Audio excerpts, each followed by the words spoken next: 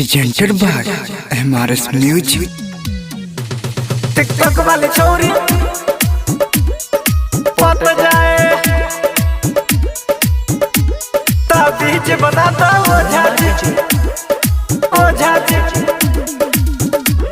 TikTok वाली छोरी पत जाए दिलवा में हमरा बस छै, हमरा बस छै। जब वीडियो बनाबै छै, दिलवा में हमरा बस छै। जब वीडियो बनाबै छै, कर तो पाए दो मंत्र चलाए जे आके हमसे लिपट जाए। ताबीज बना दो ओझा जी। टिकटॉक वाली छोरी पत जाए, छोरी पत जाए, टिकटॉक वाली छोरी पत जाए। ताबीज बना दो ओझा जी। टिकटॉक वाली छोरी पत जाए, छोरी पत जाए, टिकटॉक वाली छोरी पत जाए। टिकटॉक वाली छोरी पत जाए ताबीज बना दो ओझा जी।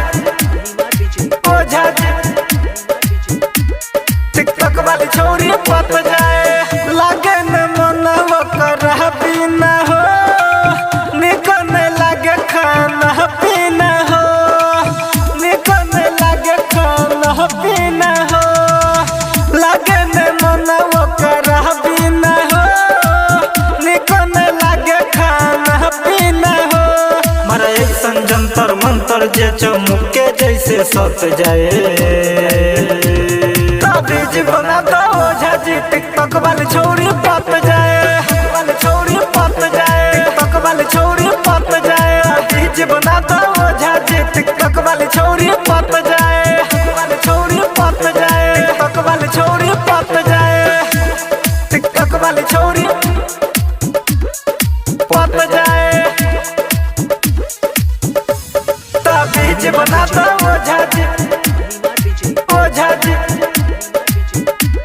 टिकटॉक वाली छोरी पत जाए चढ़ल जवानी तरफ पहबै छै हो, रही रही के याद उहे यह पै छै हो, रही रही के याद उहे यह पै छै हो। चढ़ल जवानी तरफ पहबै छै हो, रही रही के याद उहे यह पै छै हो। राइटर गोविंद संजीत सहनी से यह के ऊँची पक जाए। ताबीज बना दो